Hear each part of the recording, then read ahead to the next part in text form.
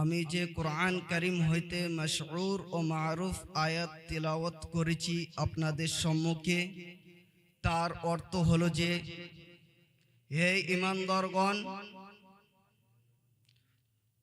ঈমানদারগণ, তোমরা মৃত্যু বরণ করো না। হে ঈমানদারগণ, তোমরা মৃত্যু বরণ করো না এবং আল্লাহকে ভয় করো। আর যদি মৃত্যু বরণ করতেই হয় তাহলে মুসলিম হয়ে মৃত্যু বরণ করো।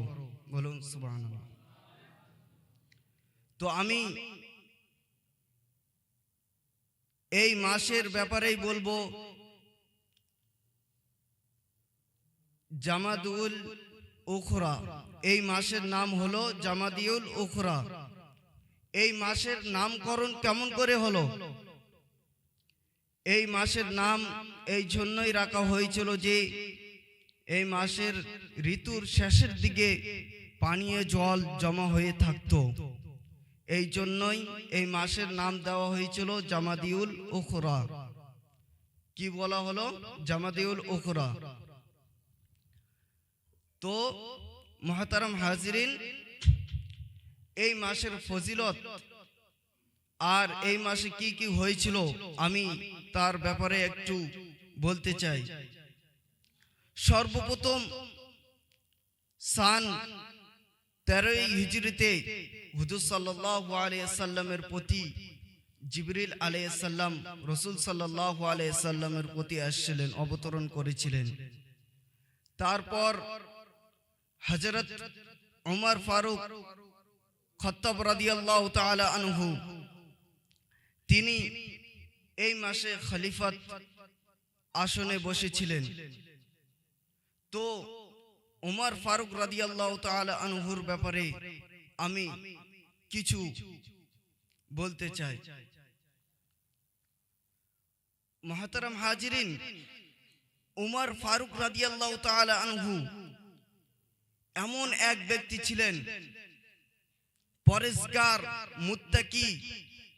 যখন আবু বকর সিদ্দিক রাদিয়াল্লাহু তাআলা আনহু খিলাফতে ছিলেন, আবু বকর সিদ্দিক রাদিয়াল্লাহু তাআলা আনহু বললেন যে আমার তো আর বেশি দিন আমি এই দুনিয়াতে থাকতে পারবো না। তখন আবু বকর সিদ্দিক রাদিয়াল্লাহু তাআলা আনহু, উসমান রাদিয়াল্লাহু তাআলা আনহু আর আলী রাদিয়াল্লাহু তাআলা আনহু তৎক্ষণাৎ ছিলেন। আর খাত লিখে পাঠাচ্ছে যে এরপরে খলিফাত দেওয়া হলে উমর ফারুক রাদিয়াল্লাহু তাআলা আনহুকে দেওয়া হবে। কেননা হুজুর সাল্লাল্লাহু আলাইহি সাল্লাম সবসময় বলতো উমর এবং কি আবু বকর আমার সঙ্গে, উমর ও আবু বকর আমার সঙ্গে, এরকম করে বলতো। তো আবু বকর সিদ্দিক রাদিয়াল্লাহু তাআলা আনহু এটা মনে করে হুজুর সাল্লাল্লাহু আলাইহি সাল্লাম আমাকে সবসময় শুনতে দেখেছি যে উমর ফারুক রাদিয়াল্লাহু তাআলা আনহুকেই স্মরণ করতেন। আর হুজুর সাল্লাল্লাহু আলাইহি সাল্লাম এই উমর ফারুক রাদিয়াল্লাহু তাআলা আনহুর জন্যই দোয়া করেছিলেন আল্লাহর দরবারে। দুইজন ব্যক্তি ছিলেন কাফিরের মধ্যে, মুশরিকের মধ্যে, তাদের থেকে আল্লাহ তাআলা উমর ফারুক রাদিয়াল্লাহু তাআলা আনহুকে হুজুর সাল্লাল্লাহু আলাইহি সাল্লামের দরবারে প্রেরণ করেছিলেন। বলুন সুবহানাল্লাহ। তারপর আবু বকর সিদ্দিক রাদিয়াল্লাহু তাআলা আনহু বললেন যে যখন ওসমান রাদিয়াল্লাহু তাআলা আনহু জিজ্ঞেস করে, হে আবু বকর, এ তুমি কি করছো?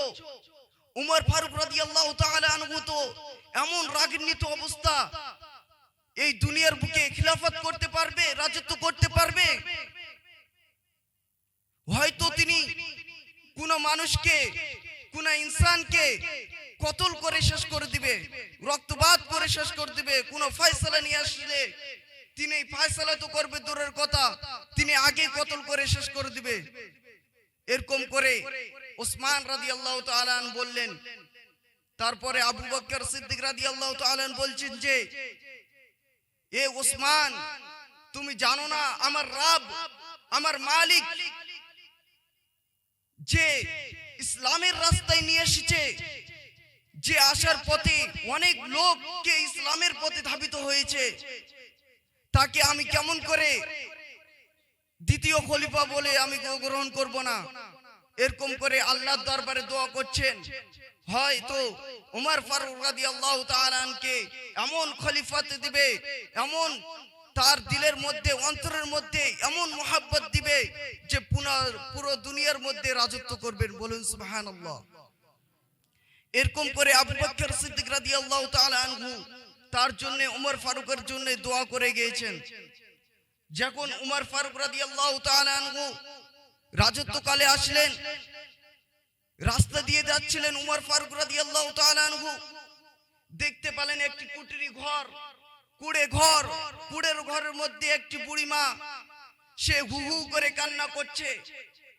কান্না করতে করতে বলছে যে এ কেমন রাজত্ব, এ কেমন দেশ, এ কোন মালিকের মধ্যে আমি আছি যে আমার শাসন করছে কিন্তু আমাকে খাদ্য শিবির থেকে আমাকে কিছু দিচ্ছে না।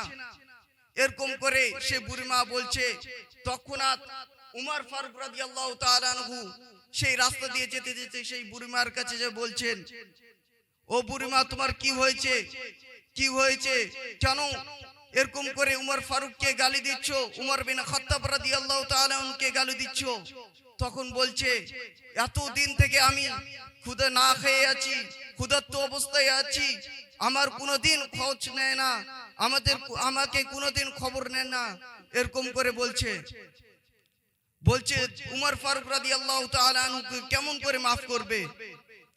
তখন বলছে 25 দিরহাম দিলে মাফ হবে? বা আমি কেমন করে উমর ফারুক রাদিয়াল্লাহু তাআলা আনহুর জন্য মাফ চাইবো?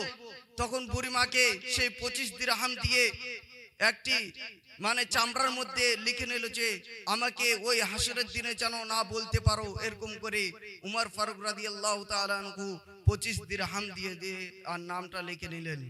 বলুন সুবহানাল্লাহ।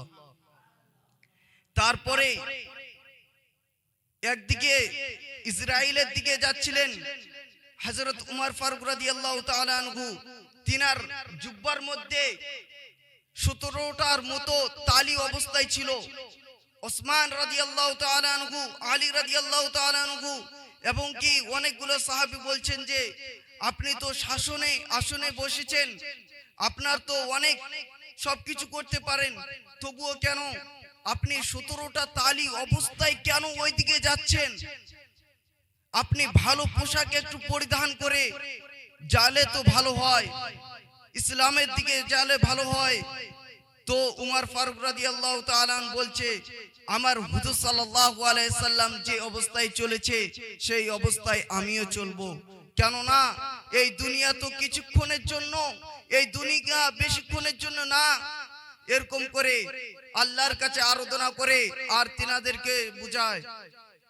উমর ফারুক রাদিয়াল্লাহু তাআলা আনহু একদিন রাতের মধ্যে সেই গলি দিয়ে ঘোরাফেরা করছে। একটি বুড়িমা, একটি ফ্যামিলি, তার শাওয়ার ছিল না, তার স্বামী ছিল না। তখন সেই স্ত্রী তার বাচ্চাদেরকে কান্না থামানোর জন্য হাড়ের মধ্যে পাথর দিয়ে দিয়েছে আর পানি দিয়ে দিয়েছে, আর এরকম করে নড়াচ্ছে, হড়হড় করে এরকম করে নড়াচ্ছে আর বাচ্চাদেরকে বোঝাচ্ছে যে আজকে নয়, তোমরা খাওয়ার রান্না হচ্ছে, কিছুক্ষণ পর খাওয়ার রান্না হয়ে যাবে। আর বাচ্চাদেরকে এরকম করে প্রতিদিন নিয়ত রাতের মধ্যে শুয়ে দেয় আর বলে খাওয়া খিলাবো। এরকম করে অনেক দিন হয়ে যায়।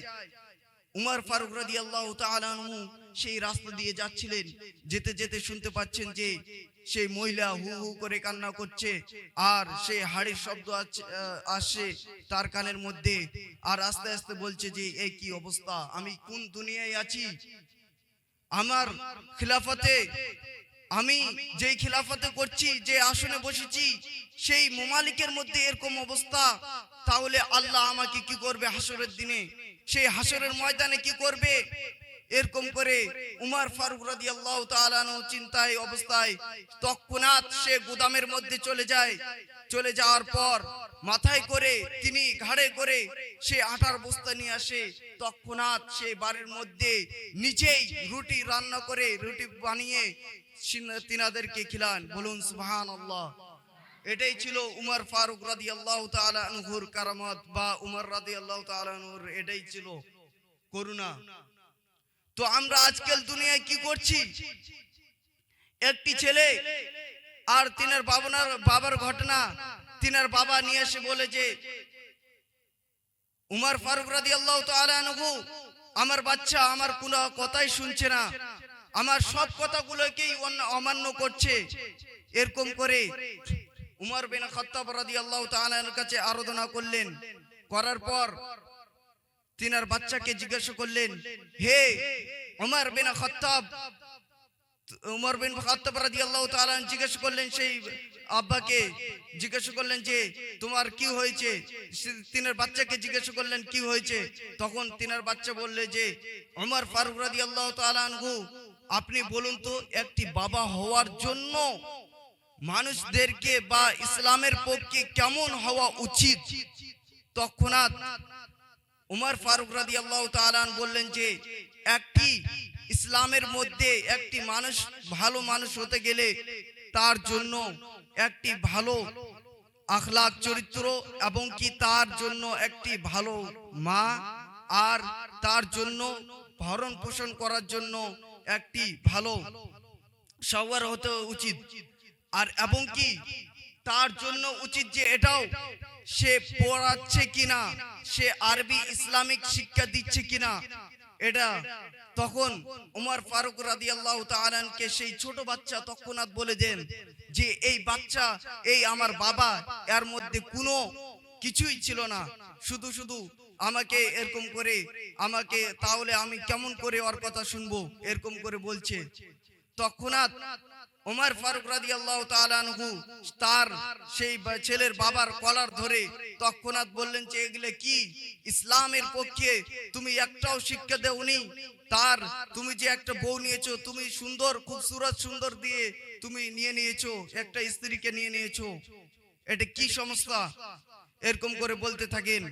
উমর ফারুক রাদিয়াল্লাহু তাআলা আনহু আর একটা ঘটনা আছে যে উমর ফারুক রাদিয়াল্লাহু তাআলা আনহু সেই রাস্তা দিয়ে যাচ্ছিলেন, যেতে যেতে রাতের সময় একটি মেয়ে আর একটি তার মা কথাবার্তা বলছিল যে দুধের মধ্যে পানি মিশাও। তার মা বলছে যে দুধের মধ্যে পানি মিশাও, তার দুধের মধ্যে পানি মিশাও। তিনার সে মহিলা, সে মেয়েটা বলছে যে না মা, পানির মধ্যে দুধের মধ্যে পানি মিশানো যাবে না। এই জন্যই যে উমর ফারুক রাদিয়াল্লাহু তাআলা এর খিলাফত আছে, আর তিনার আল্লাহ আমাদেরকে দেখছে। এই কথা শুনে উমর ফারুক রাদিয়াল্লাহু তাআলা আনহু তিনার বেটাকে, তিনার ছেলেকে তৎক্ষণাৎ নিয়ে আসে, আর পরের দিন সকালে নিয়ে আসে তিনার সঙ্গে বিয়ে দিয়ে দেয়। বলুন সুবহানাল্লাহ।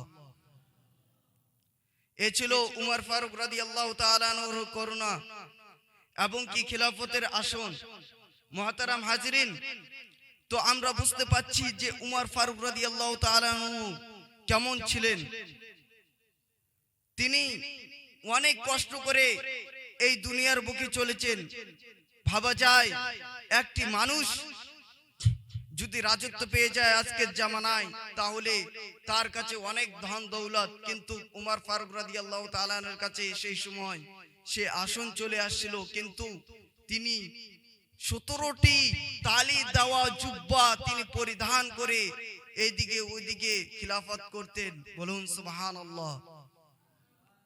তো আমি এই জন্যই বলছি যে আমাদেরকে যদি এই দুনিয়া থেকে যেতে হয়, তাহলে আমাদেরকে পাক্কা মুসলমান এবং কি পাক্কা মুমিন হয়ে এই দুনিয়া থেকে যেন যেতে পারি।